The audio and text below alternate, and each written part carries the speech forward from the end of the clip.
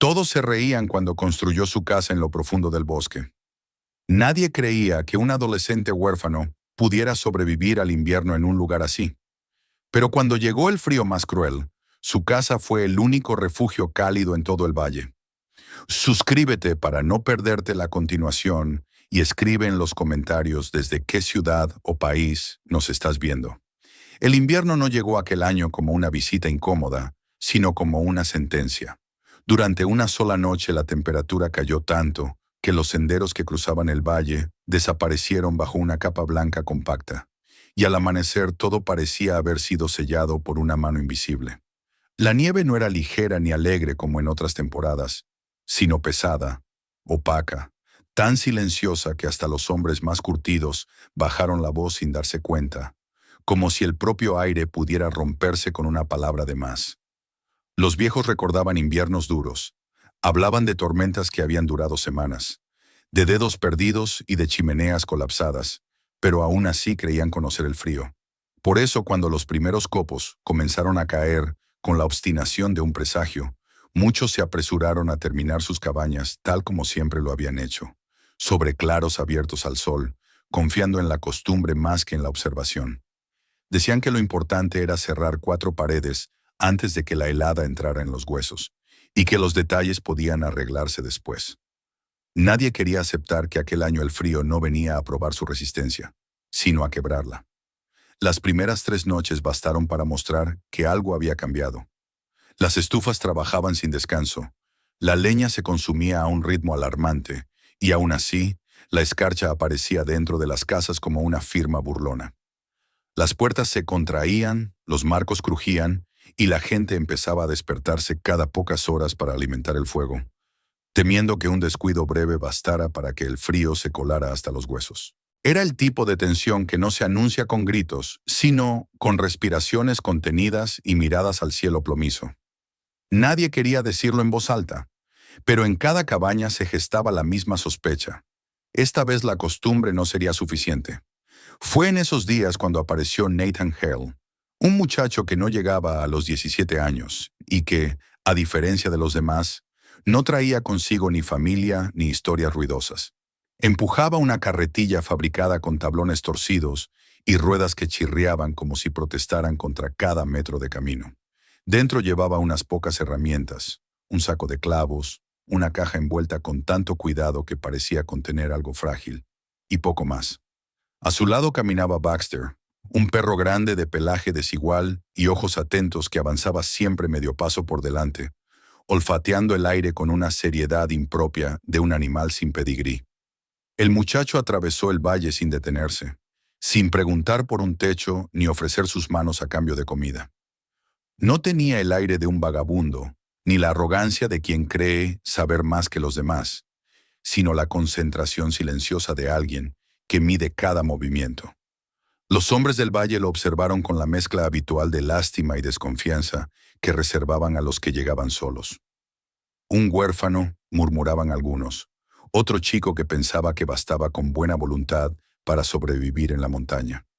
Lo vieron cargar su carretilla cuesta arriba y se encogieron de hombros, convencidos de que antes de que pasara una semana, estaría pidiendo ayuda o marchándose con la misma discreción con la que había llegado. Sin embargo, Nathan no se detuvo en el centro del asentamiento, ni buscó el claro donde los demás levantaban sus cabañas. Durante 4 días se perdió entre las colinas, regresando al atardecer con la ropa manchada de barro y la mirada fija en algún punto que nadie más parecía ver. No recorría el terreno buscando belleza ni comodidad. Caminaba despacio, a veces arrodillándose para tocar la tierra, a veces deteniéndose a observar cómo el viento levantaba la nieve en ciertos lugares y la dejaba intacta en otros. Dejaba pequeños trozos de comida sobre estacas improvisadas y volvía a la mañana siguiente para ver qué quedaba. En algunas zonas encontraba huellas y restos roídos, en otras, nada. Allí donde ni los animales se atrevían a pasar, el silencio era más denso, como si la propia montaña respirara de otra manera. Baxter lo seguía sin perder la concentración, a veces tensándose en determinados puntos y relajándose en otros, como si también estuviera trazando su propio mapa invisible. Al quinto día, Nathan desapareció durante más tiempo del habitual y regresó cuando el sol ya se hundía detrás de la cresta. Había encontrado lo que buscaba. En el extremo norte del valle se abría una depresión estrecha, rodeada de pinos tan antiguos que parecían pilares de una catedral olvidada. Los troncos eran tan gruesos que dos hombres no podrían abrazarlos, y sus copas formaban un techo irregular que amortiguaba el viento hasta convertirlo en un murmullo distante. Los lugareños llamaban a aquel sitio el Hueco de los Gigantes, y lo evitaban por una razón difícil de explicar. No hablaban de fantasmas ni de maldiciones, sino de una incomodidad sutil, de la sensación de estar demasiado presentes en un lugar que prefería permanecer al margen del ruido humano. Nathan entró allí con la naturalidad de quien reconoce un refugio en medio de una tormenta. La nieve caía de otra manera bajo aquellas copas, más fina, más regular, y el suelo, cubierto de agujas secas, parecía menos hostil que la tierra desnuda del claro. Sin ceremonia alguna, colocó una piedra sobre el terreno y la hundió con cuidado, como si aquel gesto sellara un acuerdo. Baxter se sentó a su lado, levantó el hocico y respiró el aire con un suspiro que sonó a aprobación. No tardaron en llegar las burlas. Algunos hombres se acercaron hasta el límite del hueco y se quedaron allí, sin cruzar la frontera invisible que marcaban los primeros troncos. Decían que construir bajo árboles tan viejos era una invitación al desastre, que la sombra eterna robaría cualquier rastro de calor y que una sola rama caída bastaría para aplastar una vida. Uno de los más respetados, Harry Knox, un comerciante de mulas con las orejas deformadas por antiguas congelaciones, escupió al suelo y sentenció que aquel chico se estaba cavando su propia tumba. Nathan escuchó sin responder, apoyado en el mango de su pala, con Baxter vigilando a sus espaldas. No había desafío en su silencio, solo una ausencia de prisa. Antes de cortar el primer tronco, pasó 3 días casi inmóvil dentro del hueco. Encendía un fuego pequeño al amanecer, se sentaba junto a él y observaba cómo el viento se colaba entre los pinos y perdía fuerza antes de llegar al centro. Tocaba la tierra a distintas horas, hundía los dedos en la hojarasca y comparaba el frío con el que se sentía afuera. Dormía envuelto en una manta, con Baxter acurrucado contra su costado, y al despertar anotaba mentalmente dónde la escarcha se había quedado y dónde no. Era como si el muchacho estuviera aprendiendo el idioma del lugar, un lenguaje hecho de sombras, corrientes de aire y silencios prolongados. Solo entonces comenzó a cavar. No se conformó con retirar la capa superficial, sino que profundizó hasta encontrar un estrato seco, ajeno a la humedad traicionera que subía desde las entrañas del suelo. Apiló piedras y grava para crear un drenaje rudimentario y moldeó la tierra en una ligera concavidad que dirigiría el agua lejos del futuro hogar. No lo hacía por capricho, sino por la certeza de que la humedad es el enemigo más persistente del calor. Baxter merodeaba a su alrededor, apartando con el hocico los montones de tierra y alertándolo de cualquier ruido que rompiera la quietud. Cuando al fin se levantó para estirar la espalda, el cielo ya estaba cubierto de un gris metálico que presagiaba otra noche de frío intenso. Desde el claro se oían los golpes apresurados de hachas y martillos, la prisa de quienes querían terminar sus cabañas antes de que el invierno cerrara todas las puertas. Nathan miró un momento en esa dirección y luego volvió la vista a la tierra que había preparado. No había paredes aún, ni techo, ni siquiera un contorno visible de casa, pero en aquel hueco protegido por gigantes ya se percibía algo distinto, una calma que contrastaba con el nerviosismo del valle. Al caer la noche, encendió un fuego mínimo, apenas lo suficiente para calentar sus manos, y se sentó junto a Baxter a escuchar cómo el viento rugía en la distancia y se apagaba al llegar al hueco. No sabía aún que aquel silencio sería el primer ladrillo de su hogar, ni que los mismos hombres que se burlaban desde la sombra de los pinos acabarían cruzando aquel límite en busca de refugio. Por ahora solo existía el frío, la soledad compartida con un perro fiel y la convicción silenciosa de que, en medio de un invierno dispuesto a devorarlo todo, había encontrado un lugar que merecía ser escuchado. La mañana siguiente a aquella noche silenciosa en el hueco de los gigantes no trajo un alivio verdadero al valle, sino una claridad incómoda. El cielo estaba limpio y azul, pero el aire cortaba la piel con la misma precisión de una hoja. Los hombres se apresuraban a alimentar sus estufas, a reforzar los marcos de las puertas y a lamentarse por el consumo de leña, mientras Nathan regresaba al interior del bosque con la calma metódica de quien sabe que todavía no ha comenzado el verdadero trabajo. Había elegido aquel lugar porque le hablaba sin palabras, y ahora necesitaba entenderlo por completo antes de tocarlo con herramientas. Durante 3 días se dedicó a leer El Hueco, como si fuera un libro escrito por el invierno. Cada amanecer caminaba en círculos amplios entre los pinos, siguiendo el recorrido del viento que entraba desde la cresta y se deshacía al chocar con los troncos. Se detenía a observar cómo la nieve se acumulaba de manera irregular, formando suaves mantos en algunos rincones y dejando al descubierto la hojarasca en otros.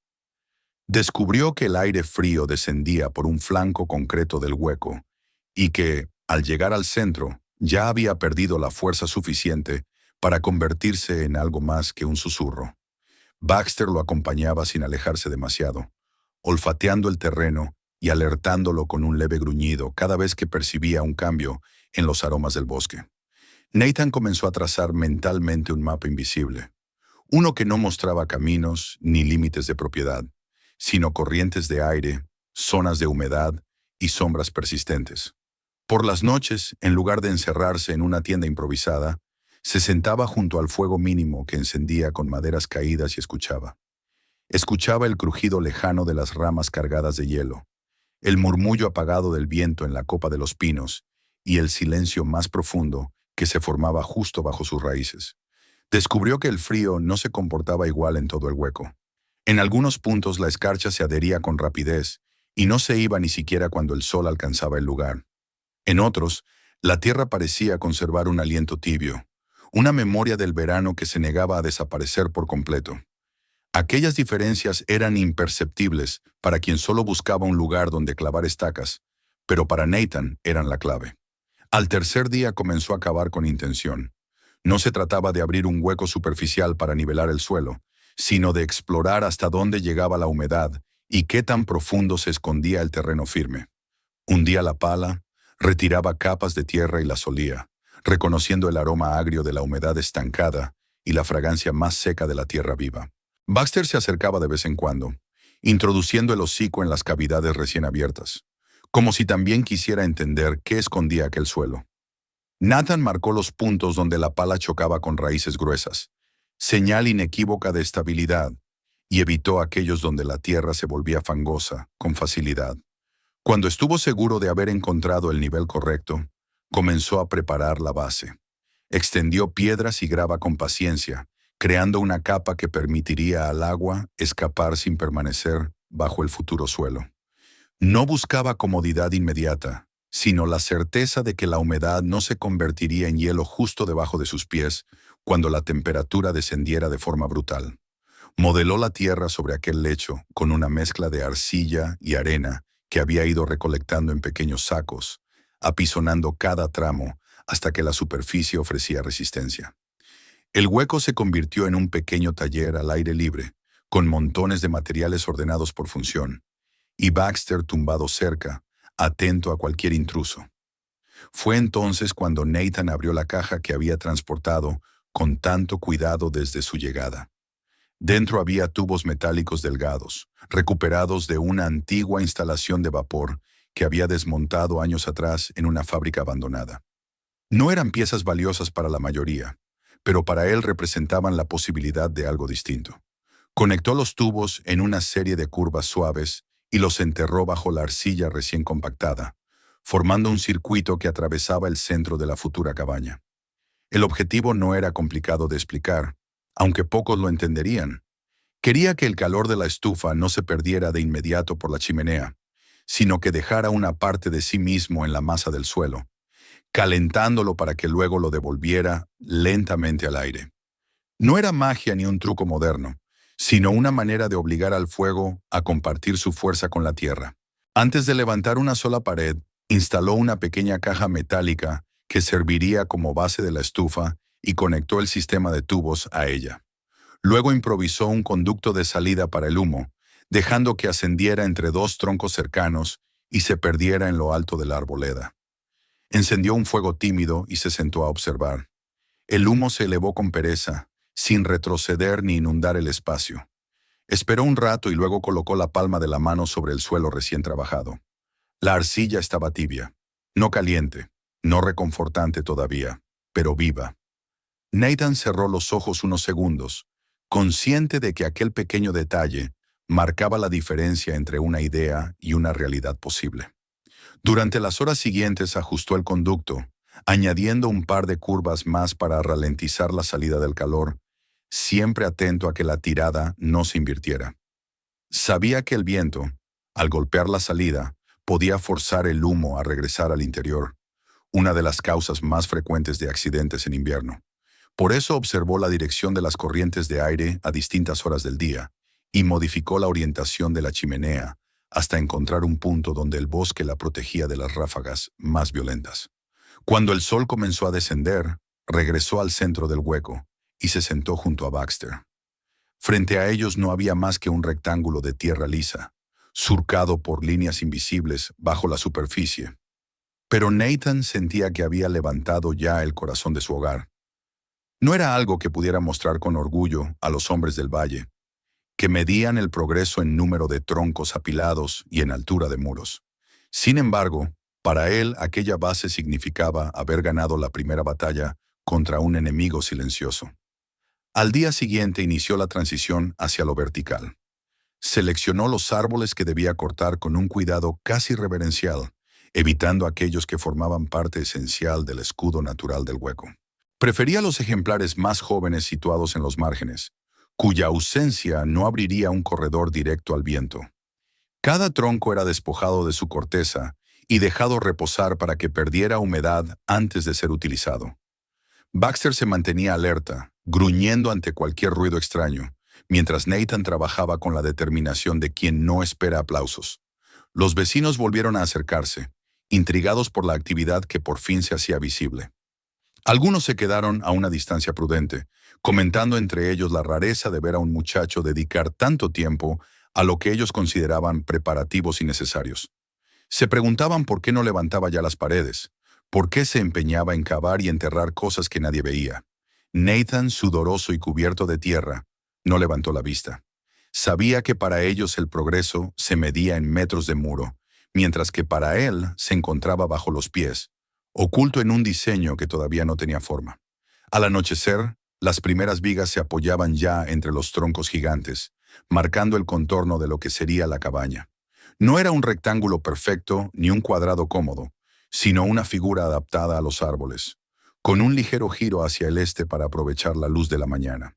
Dentro del hueco el aire seguía siendo distinto, más calmado, más pesado, como si el bosque estuviera dispuesto a aceptar aquella intrusión siempre que se realizara con respeto. Nathan apagó el fuego, observó el terreno una última vez y se recostó junto a Baxter, consciente de que había cruzado un umbral invisible. La elección del lugar había sido el primer acto de fe.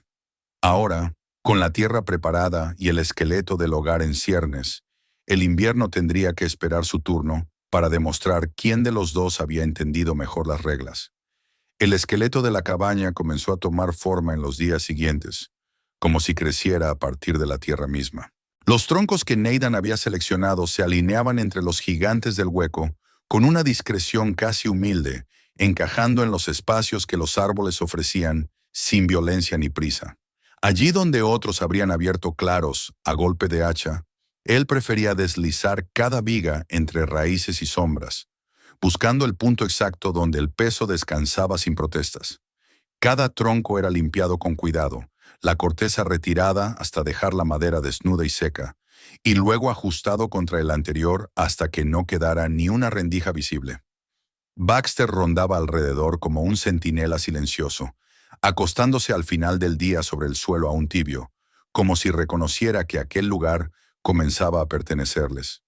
Mientras tanto, en el valle la inquietud iba en aumento.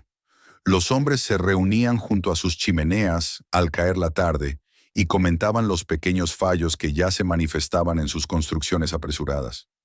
Marcos de puertas que se contraían, tablones que crujían al dilatarse con el calor de las estufas, humo que a veces se negaba a salir con la docilidad de otros inviernos. Nathan escuchaba esos murmullos cuando bajaba al claro en busca de algún material o para intercambiar unas palabras con quien se acercara a observarlo.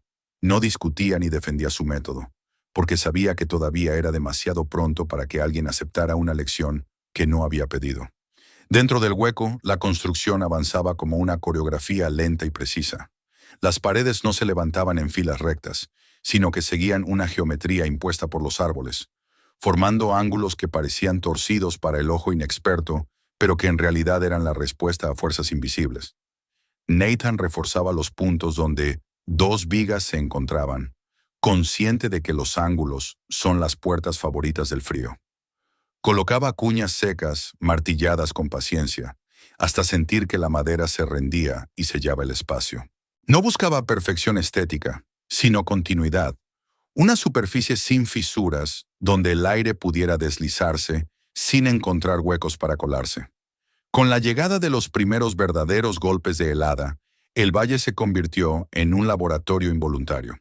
Al amanecer, una fina capa de hielo cubría el interior de algunas cabañas, y los hombres maldecían mientras intentaban desprenderla de los bancos y de los utensilios de cocina. Nathan, en cambio, despertaba dentro de su estructura inacabada y comprobaba con asombro que el suelo conservaba un calor suave, casi imperceptible, que sin embargo marcaba toda la diferencia. Se arrodillaba para tocar la arcilla con la palma abierta, como si quisiera asegurarse de que aquello no era una ilusión, y Baxter apoyaba el hocico en su hombro, respirando un aire que no cortaba. Fue entonces cuando Nathan empezó a entender la importancia del movimiento del aire. Recordaba vagamente a un anciano que había conocido de niño, un hombre que hablaba de las casas como si fueran criaturas vivas que debían aprender a respirar. Aquellas palabras, que en su momento le habían parecido una excentricidad, cobraron sentido ahora que observaba el comportamiento de su propia cabaña. Encendía un fuego pequeño y observaba la llama, buscando señales de tirantez o de asfixia. Cuando el humo ascendía con lentitud, sin retrocesos bruscos, sabía que iba por buen camino. Sin embargo, no se conformó con eso. Talló discretas aberturas detrás de las paredes internas, una cerca del techo y otra próxima al suelo, lo suficientemente estrechas como para permitir la salida y entrada del aire sin que el viento pudiera irrumpir con violencia. El efecto fue inmediato. El interior de la cabaña comenzó a sentirse distinto, no por una subida espectacular de temperatura, sino por una sequedad estable que contrastaba con la humedad gélida de los alrededores. Nathan exhalaba y veía cómo su aliento se disipaba rápido, sin quedarse flotando en nubes densas como ocurría en otras casas. El aire parecía circular con una lógica silenciosa, renovándose sin necesidad de puertas abiertas ni corrientes traicioneras. Era una respiración tan sutil que solo alguien atento a los detalles habría podido percibirla. A medida que las paredes alcanzaban su altura definitiva, el techo comenzó a cerrarse sobre ellos, con un ángulo ligeramente curvado hacia el interior. No era una bóveda elegante ni una simple inclinación para dejar resbalar la nieve, sino una respuesta a un problema concreto. Nathan había observado cómo en muchas cabañas el aire caliente se acumulaba inútilmente cerca del techo, creando una franja de calor inaccesible mientras el resto del espacio seguía frío. Con aquel perfil suave, buscaba obligar al calor a descender, a compartir su energía con cada rincón del espacio habitable. Cuando por la noche se tendía junto a Baxter y apagaba el fuego, notaba cómo la temperatura se mantenía con una terquedad casi humana. En el valle, la inquietud se transformaba poco a poco en nerviosismo. Los hombres se encontraban con frecuencia a mitad de la noche para compartir una palabra rápida o un gesto cansado, unidos por la necesidad de no quedarse dormidos mientras la estufa se apagaba. Nathan veía el reflejo de aquellas fogatas a lo lejos, una constelación irregular de luces que luchaban por mantenerse vivas. Dentro del hueco, en cambio, la oscuridad se asentaba sin amenaza, como si el bosque amortiguara no solo el viento sino también la urgencia. Un amanecer particularmente frío marcó un punto de inflexión. Mientras en el claro un hombre golpeaba su puerta congelada con la desesperación de quien teme quedarse atrapado fuera, Nathan despertó sin sobresaltos, sorprendido por la ausencia de rigidez en sus dedos. No había fuego desde hacía horas, pero el suelo todavía devolvía un calor leve que se colaba a través de la ropa. Comprendió entonces que su cabaña no estaba simplemente resistiendo el invierno, sino dialogando con él, absorbiendo y liberando energía con una paciencia que la prisa humana nunca podría imitar. Ese mismo día decidió abordar el siguiente desafío, uno que había observado con inquietud en cada visita al valle. La mayoría de las pérdidas de calor no se producían por las paredes ni por los techos, sino por las entradas repentinas, por esas ráfagas de aire que se colaban al abrir una puerta y robaban en segundos lo que había costado horas acumular. Nathan vio a un hombre entrar en su cabaña, con los brazos cargados de leña, y dejar tras de sí un torbellino de nieve que tardó en desaparecer. Aquella escena se le quedó grabada como una advertencia. Si quería que su hogar sobreviviera a los peores días, debía encontrar una forma de ralentizar la llegada del frío, de interponer una pausa entre la intemperie y el calor. Esa noche, sentado junto a Baxter y escuchando cómo el viento se agitaba en la copa de los pinos sin alcanzar a tocar el interior del hueco, comenzó a esbozar mentalmente un espacio intermedio, una antesala donde el invierno pudiera perder su ímpetu antes de cruzar el umbral.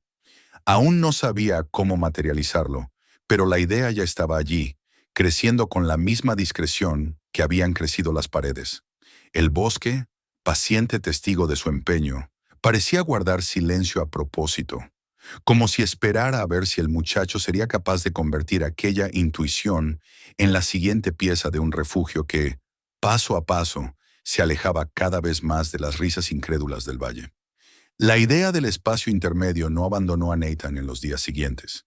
Mientras reforzaba los últimos puntos débiles de las paredes y comprobaba la respuesta del techo ante las primeras nevadas persistentes, observaba cada vez con mayor atención lo que sucedía cuando alguien cruzaba el umbral de una cabaña en el valle. Bastaba una puerta abierta durante unos segundos para que el aire gélido irrumpiera como un animal hambriento, arrancando de golpe la calidez acumulada con tanto esfuerzo. Aquella violencia instantánea, ese contraste brutal entre el adentro y el afuera, era responsable de muchos de los fracasos que veía a su alrededor. Comprendió que no bastaba con sellar bien la madera y con hacer respirar la casa. Era necesario crear una pausa, un lugar donde el invierno pudiera perder su filo antes de tocar el corazón del refugio. Con esa convicción comenzó a construir el pequeño vestíbulo. No era más que un volumen estrecho, añadido a la entrada principal, pero su función sería crucial. Eligió una de las zonas más protegidas por los pinos, donde el viento ya llegaba debilitado, y allí levantó dos puertas en lugar de una. La exterior era gruesa, hecha con tablones superpuestos y reforzada con listones transversales, diseñada para abrir hacia afuera de modo que el viento no pudiera empujarla hacia el interior. La interior, en cambio, era más ligera pero ajustada con una precisión casi obsesiva, pensada para sellar el calor una vez que la puerta exterior se hubiera cerrado. Entre ambas quedaba un espacio apenas mayor que un armario, suficiente para sacudir la nieve de las botas, colgar una prenda húmeda o dejar un par de troncos de emergencia. La rutina de entrada y salida se convirtió en un pequeño ritual. Nathan cruzaba el umbral exterior, cerraba tras de sí con firmeza, se detenía unos segundos en aquella cámara silenciosa y solo entonces abría la puerta que conducía al interior cálido. Baxter aprendió el procedimiento con la naturalidad de quien entiende la lógica de los gestos, esperando siempre a que su dueño completara la secuencia antes de dar el siguiente paso. Pronto, aquel gesto se volvió automático, una coreografía íntima que ralentizaba el impacto del frío y transformaba la entrada en un tránsito casi ceremonial. Mientras tanto, la construcción del techo alcanzaba su fase más delicada. Nathan había previsto desde el principio que no bastaba con una simple capa de madera y corteza para soportar el peso acumulado de semanas de tormenta.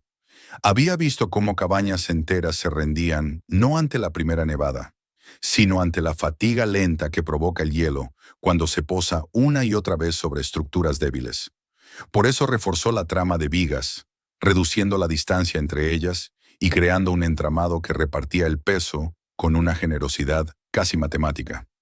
Sobre esa base colocó tablas aplanadas, por un lado, selladas con una mezcla de resina y ceniza que había aprendido a preparar, observando a viejos carpinteros en otros tiempos. Luego añadió capas de corteza de abedul, arcilla y, finalmente, Un manto de césped arrancado con cuidado del entorno, de manera que la cubierta no solo fuera impermeable, sino que actuara como una masa térmica que amortiguara los cambios bruscos de temperatura. El resultado no era bello según los cánones del valle. La cabaña parecía encorvada bajo el peso de su propia protección, con una silueta irregular que se confundía con el perfil de los árboles. Pero esa discreción era precisamente lo que la hacía resistente. Una tarde de viento violento, cuando una ráfaga arrancó una rama tan gruesa como un barril y la lanzó contra el techo, los vecinos corrieron hacia el hueco de los gigantes, convencidos de que encontrarían un desastre. En su lugar vieron a Nathan barriendo agujas de pino y trozos de madera partida, mientras la cubierta permanecía intacta. La rama se había quebrado al impactar, como si hubiera golpeado algo más sólido que un simple tejado. Aquel episodio no disipó del todo el escepticismo, pero sí sembró una duda profunda en la mente de quienes habían despreciado el proyecto desde el principio. En el valle, sin embargo, la situación empeoraba. Las noches se hicieron más largas y las heladas más persistentes. Las chimeneas comenzaron a mostrar signos de fatiga, obstruidas por el hielo que se formaba en su interior cuando el vapor se condensaba en las paredes frías.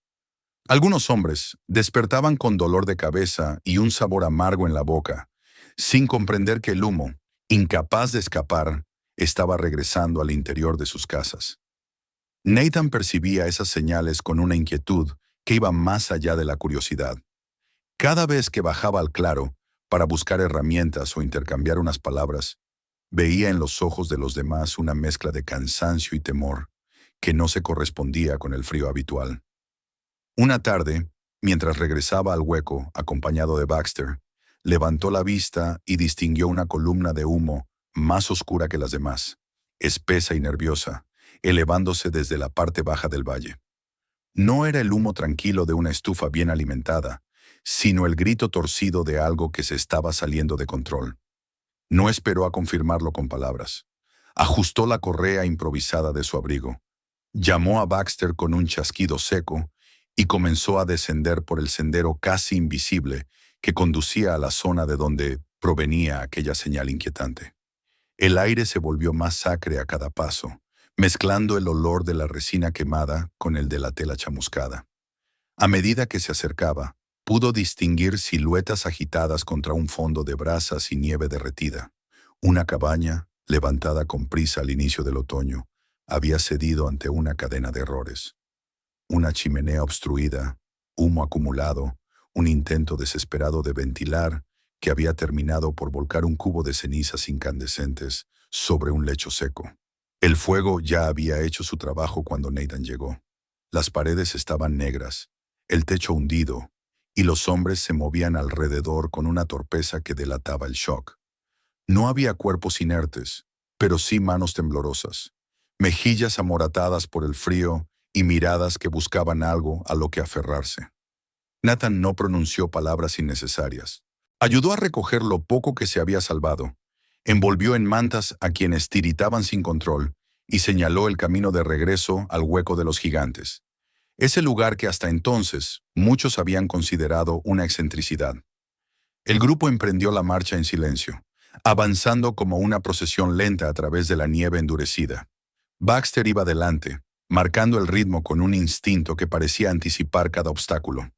Cuando alcanzaron el límite del hueco y cruzaron entre los pinos, la diferencia se hizo palpable incluso antes de abrir la puerta del vestíbulo. El viento se disipó como si hubiera chocado contra un muro invisible, y el aire se volvió más pesado, menos cruel. Nathan abrió la puerta exterior y permitió que cada uno entrara en el pequeño espacio intermedio, cerrando tras ellos antes de dar paso al interior. Dentro, el contraste fue tan abrupto que algunos se quedaron inmóviles durante unos segundos, como si temieran que aquel calor fuera una ilusión. La cabaña no estaba sobrecalentada, no había sudor ni vapor en las paredes, pero el suelo tibio y el aire seco bastaron para que los músculos se relajaran y los dedos entumecidos comenzaran a recuperar sensibilidad. Nathan los guió sin prisa, distribuyendo lugares para sentarse y apoyarse, mientras Baxter se movía entre ellos con la calma de quien sabe que, al menos por ahora, el peligro ha quedado fuera. Aquella noche, mientras la tormenta volvía a arreciar sobre el valle, el vestíbulo y el techo de Nathan se convirtieron en algo más que elementos de diseño. Eran la frontera entre un invierno que se volvía cada vez más implacable y un refugio que, sin ostentación, demostraba que la paciencia y la observación podían ofrecer una respuesta distinta al miedo. Y aunque nadie lo expresó en voz alta, todos los que se encontraban bajo aquel techo comenzaron a entender que el hueco de los gigantes ya no era solo un rincón evitado del bosque, sino la antesala de una transformación que estaba a punto de extenderse por toda la comunidad. El amanecer después del incendio no trajo alivio, sino una especie de resaca moral que se extendió por todo el valle. La tormenta había cedido un poco, lo suficiente para dejar al descubierto la magnitud de los daños. Donde antes se alzaban cabañas modestas pero firmes, ahora había marcos ennegrecidos, puertas torcidas por el hielo y montones de nieve mezclados con ceniza. El humo aún se elevaba en hilos finos desde los restos de la casa quemada, como si el lugar se negara a olvidar lo sucedido durante la noche.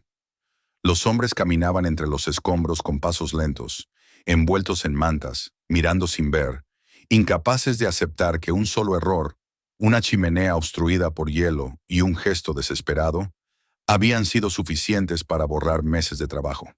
Mientras tanto, en el hueco de los gigantes, la vida había seguido un ritmo completamente distinto. Dentro de la cabaña de Nathan el aire se mantenía estable, ni sofocante ni frío, con una sequedad que permitía a la ropa colgada en el vestíbulo perder la humedad durante la noche. Los hombres rescatados del incendio despertaron poco a poco, algunos sentados en el suelo, otros apoyados contra las paredes que todavía conservaban el calor de la jornada anterior. Se miraban entre ellos con incredulidad, como si temieran que cualquier movimiento brusco pudiera romper el hechizo que los había salvado de la congelación. Nathan fue el primero en levantarse.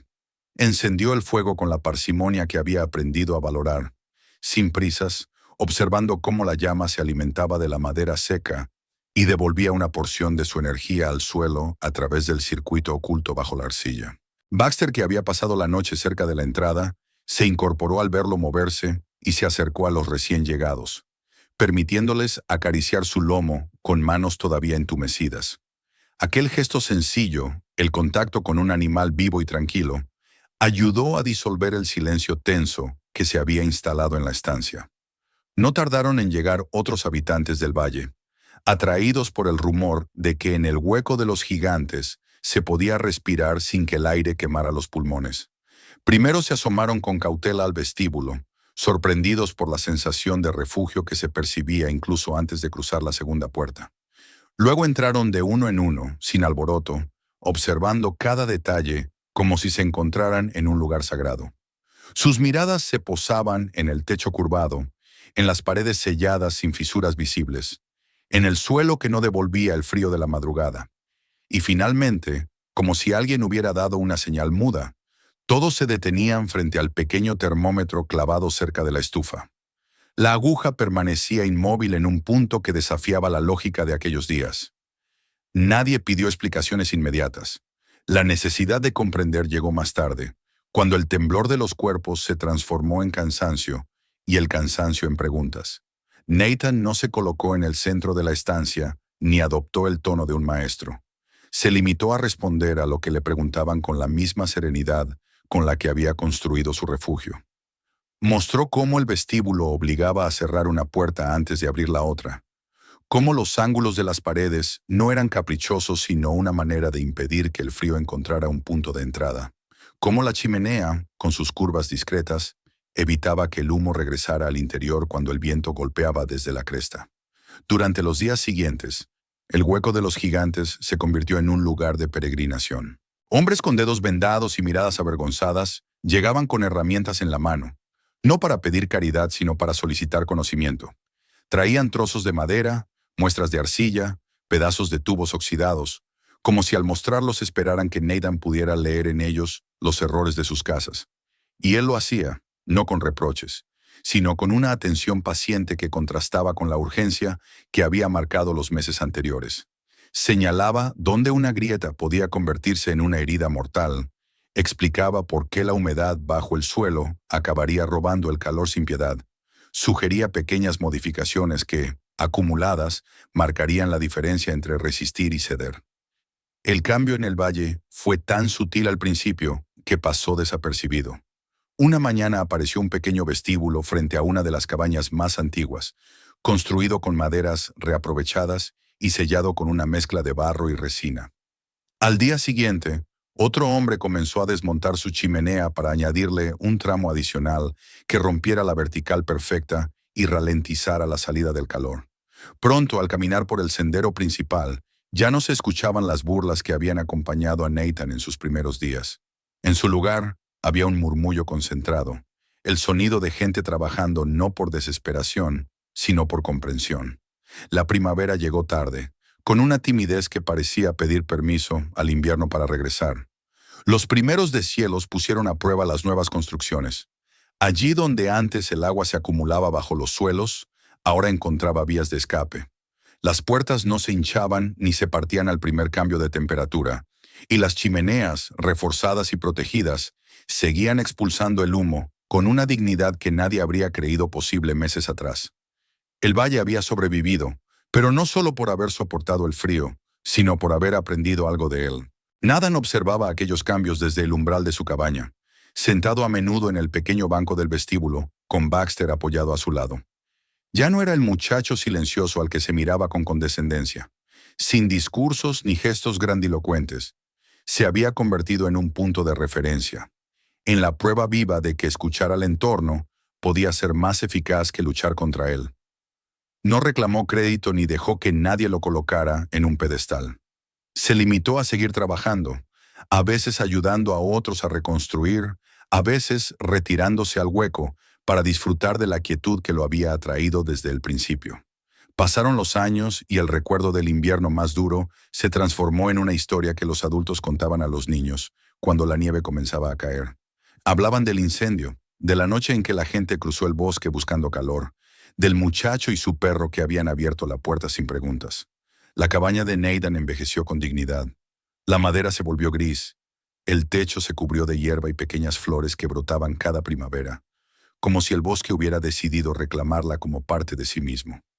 Los tubos ocultos bajo el suelo seguían funcionando, invisibles y obstinados, repartiendo el calor con la misma constancia que al principio. Cuando Nathan murió, no hubo discursos ni placas conmemorativas. Lo enterraron en una pequeña elevación desde la que se podía ver el hueco de los gigantes, y en lugar de una lápida plantaron un pino joven, recto y delgado, como los que él había elegido para construir. Baxter lo sobrevivió un tiempo breve, suficiente para acostumbrarse a la ausencia, y, al final, para tumbarse junto a la puerta del vestíbulo una última noche, como si todavía aguardara a que su dueño regresara del bosque. El valle continuó, transformado de una manera que pocos habrían sabido explicar con palabras. Las casas ya no se levantaban con la prisa ciega de antes, sino con una atención nueva a la tierra, al viento y a la nieve.